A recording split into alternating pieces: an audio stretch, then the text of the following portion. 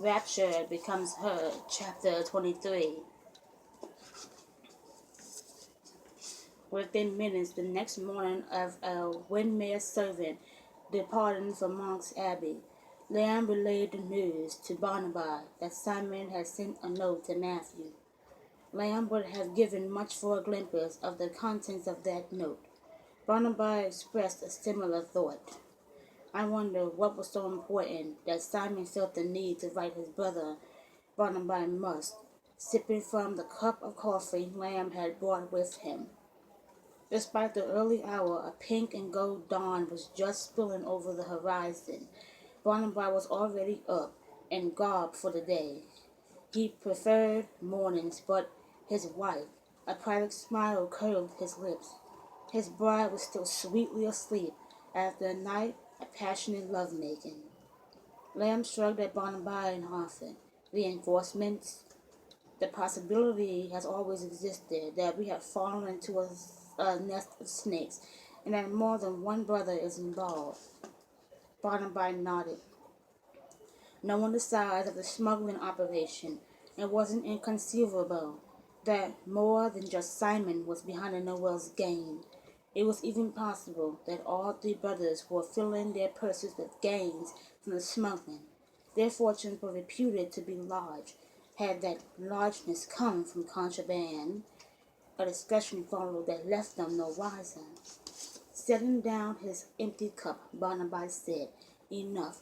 We are accomplishing nothing. Lamb made a face. I agreed. I'll see Luke later this morning and tell him about the note to Matthew. He grinned at Barnabas. And you will tell your Amazon perhaps she will see something we have missed. Preparing to leave, Lamb said, What are your plans for the day? Should Luke and I be ready to accompany you anywhere? Barnabas shook his head. No. I have meetings with Worley again and several of my tenants throughout the day. I'd like to convince a few to experiment with crop rotation and increase fodder production as well as suggest that they consider diversifying instead of relying almost exclusively on sheep. Windmere and several other farms could run substantially larger herds of cattle than they do presently. What you're saying, Lamb murmured with a grin, is in spite of your title that you're a farmer at heart, and instead of tobacco and sugar, your worries are now sheep and cattle. Barnabas laughed. Don't forget crop rotation. When Barnabas informed Emily of Simon's message to Matthew, she frowned. They were in her sitting room, preferring to his privacy to the morning room and Peckham's unrequested presence. She might not have risen before dawn as had her husband, but Emily was no lie abed. The time was not even 8 o'clock in the morning, and wearing a finely woven woolen gown and a charming shade of mauve, her fair hair caught up in a neat chignon at her neck. She was ready for the day. On the nearby table, a silver tray bearing the Jocelyn crest held the remains of her breakfast toast, coddled eggs, and some strawberries from one of the Windmere hothouses, along with coffee. Pouring herself and Barnabas' last cup of coffee, Emily absently stirred cream, fresh from the herd of dairy cattle on the estate, in her cup, thinking over the implications of Simon's actions. That can only mean one of two things, she said finally. Either Matthew is involved and Simon wants his help, or Simon is innocent and wants Matthew's help. Barnabas hadn't considered the latter conclusion. It was his turn to frown. He said slowly, I suppose that is possible. After the last attack on me, Simon wrote to Matthew that time too. Nettle, he muttered, blasted. Said perhaps all of your thoughts are wrong and none of my cousins have anything to do with the smuggling. Anything could be Noel's doing. Cornelia thinks we are wrong about Simon, Emily said uneasily. And she did suggest Noel's. Her lips twisted. And Jeffrey said, we all know he doesn't have any money. Barnabas half smiled. Your cousin is capable of many things, but this operation took money and brains, and it's my observation that Jeffrey is sadly lacking in both." Emily sighed. "I don't disagree." She looked over at her husband. "So what are we to do?" "Until we come up with some other plan, all we can do is go about our day as normally as possible." "And wait for Matthew's arrival," she said dryly. "Whatever his reasons for doing so, I think we can safely assume he'll come in answer to Simon's note." Putting down her cup, she asked, "How soon do you think it would be before he drives up to the front of Windmere?" "Late this afternoon at the earliest, but before noon tomorrow at the latest." Barnaby spent the majority of the day in his study, as planned, but in the afternoon he and Lamb couldn't resist a stealthy visit to the wine cellar to look for his hidden door. They both felt the timing was propitious. It was Peckham's half-day, and the butler was gone from the house until late that evening. Simon was visiting Luke at the Dower house, and Emily and Cornelia were busy at the vicarage, helping prepare baskets of food for the needy in the area. After ascertaining that the other servants were busy about their task, Lamb and Barnabas slipped down the stairs to the cellar. The occasional touch hung on the stone walls created small pools of light within the darkness and guided their steps. They thought they escaped detection, but as they entered the wide hallway of the lower regions of the house that led to the wine cellar, they met Tilden exiting the room, a pair of bottles of Burgundy in each hand. "My lord," he exclaimed, startled to see the Viscount in the cellar. "Ah, good afternoon, Tilden," Barnabas said, cursing their luck. Eyeing the bottles, he added gamely, "These supplies of liquor cabinet, I see." Tilden smiled and nodded, though still puzzled by Barnabas' presence in the nether reaches of the house. Lamb spoke up smoothly. "I was telling my lord about the extensive and varied collection of spirits that had been laid down by the previous Viscount." Lamb chuckled. "I spoke so highly of it. He wished to see it for himself." Tilden's face cleared. "Of course. I am surprised that Peckham has not given you a tour of the wine cellar before now. It is his province, and he guides it jealously." He grinned and held up the 2 bottles. "Only when he is away do I dare invade it." "Well then, if it is the case, in the interest of keeping peace," said Barnabas, smiling, "my visit today shall remain a secret between us." Tilden grinned. "As you wish, my lord," and went on his way. Entering the darkness of the wine cellar, Barnabas said, "I could have wished he hadn't seen us, but I think we can trust him not to prattle." "I agree," Lamb said, as he quickly lit one of the torches just inside the doorway, as if he were to say something to some of the other servants. "Peckham is not well liked, and I doubt word would get back to him of our little foray." After Barnabas had taken down the torch from the walls inside the wine cellar and lit it, guarded by the flickering light, even knowing what they were looking for, it took them several minutes before they discovered it. The door was concealed in the far corner of the room, behind a small, tall rack full of bottles of brandy, hook and Madeira. Upon closer examination, they found the catch on the rack that allowed it to swing out and away from its position. Only a blank corner met their gaze. A careful examination revealed that the adjoining racks covered the seams of the door, and after a further search, Barnabas spied a small handle beneath behind a bottle of Burgundy. He gently pulled the handle, and magically a large doorway appeared in front of him, a worn stone staircase that led downward. In the light of their torches, the 2 men descended and studied the walls, eventually finding the mechanisms that worked the door and the corner rack from inside the tunnel. Eyes glittering with excitement, Barnabas had to see for himself how well it worked.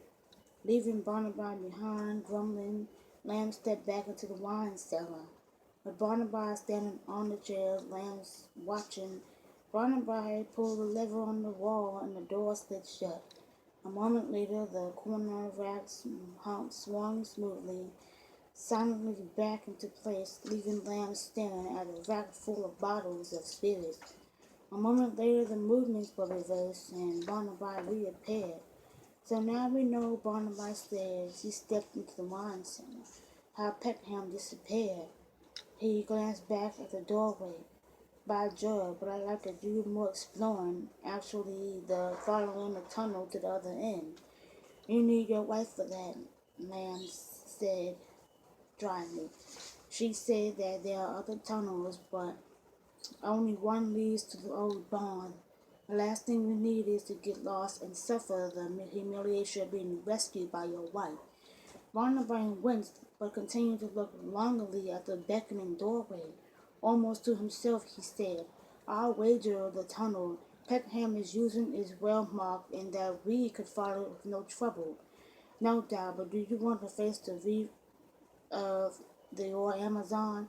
Lamb asked, his eyes smiling. Should you do so without her? Excellent point, Barnaby said absently, staring mesmerized by the darkness beyond the range of their torches. But since she's going to be mad as fire, he murmured. With our antics today as it is, he glanced back at Lamb and grinned. I have a mind of exploring. Are you with me? I'm sure as the devil not going to let you go, disappearing here by yourself, Lamb said, an answering grin covering his mouth. Both men were aware of the reasons why exploring the tunnel would be unwise, but the lure proved irresistible. Like two schoolboys in search of adventure, after closing the secret door, their torches lighting the way, they set off. The tunnel was not large. In several places, their heads brushed the ceiling. The tunnel was narrow, hardly wider than their shoulders, and thinking of the endless buckets of dirt and rock dug out by pickaxe and shovel and hauled to the surface, Barnaby wasn't surprised. The tunnel in which they walked would have taken months, perhaps years, to construct. Some oak beams for support had been added, but stopping to examine some of them, it was apparent they were very old, older than the last century, when legend had it that his ancestor had constructed the tunnel to hide his smuggling practices. No, the tunnel had been dug out long before that, and Barnaby suspected his ancestor had only reopened an existing tunnel. Lamb echoed his thoughts. You'll never convince me that someone spent the time, money, and manpower to build something like this for the purpose of hiding and moving smuggled goods. I'll wager it was constructed when Windmere was a fortified castle and was built to move troops around out of sight of the enemy. Barnaby agreed. That makes far more sense than a smuggling legend. But like most legends, it appears that only part of it is true. As they explored, they passed two openings leading off from the main tunnel. What a quick glance with their torches revealed that while these other tunnels might have been passable once, they had caved in and were no longer usable. The tunnel traveled fairly straight, only curving when the makers had hit solid rock and had been forced to change direction around it. The two men pressed onward, noting periodically torches hanging on the walls. Examining one of them, Barnaby smiled grimly. This is no ancient torch, and it's been used recently. Probably during Peckham's last trip down here, Lamb replied. The first signs of the smugglers' activities came into view when they spied several rows of tobacco piled along the edge of the tunnel near their feet. How much further to the end do you think Barnaby asked, staring at the tobacco? Not far, Lamb said. Your wife indicated yesterday that as the crow flies, the barn is less than an eighth of a mile from the house. Unless I miss my guess, we've come nearly that far already. Edging past more stacks of contraband, they rounded a bend and stepped into the cabin Lamb had seen with Emily yesterday. astonished by the size of the area and the rows, stacks, and piles of smuggled goods before him. Barnaby whispered, "What do you want to wager that it was the creation of this cavern that gave rise to the legend that our ancestors built the tunnels in the first place?" "You're most likely right." Aware that smuggling activities commonly took place under the cover of darkness, Barnaby hadn't been worried about stumbling across any smugglers this afternoon. Yet, as he stood at the edge of that large cavern, a feeling of unease swept through him. His head lifted, and like an animal scenting danger, his gaze raked the area in front of him. The wavering light of his torch caused shadows to slide and jump over the stacks and barrels of contraband, but he saw nothing to alarm him. Still, as he stepped out of the tunnel and into the cavern, he whispered to Lamb, "Keep your wits about you." Lamb muttered, "I'm not likely to let them stray down here." The two men edged cautiously toward the center of the cabin, stopping when they came to a cleared space that contained a chair and a wooden table, several pieces of paper scattered across the scarred surface. As if hastily thrown down, a quill lay amongst the papers, a pewter ink holder and a small lantern sat off to one side of the table. In the light of his torch, Barnabas saw the wet gleam of ink on the quill, and the hair on the back of his neck rose. Someone had been down here crossing the quill not long ago.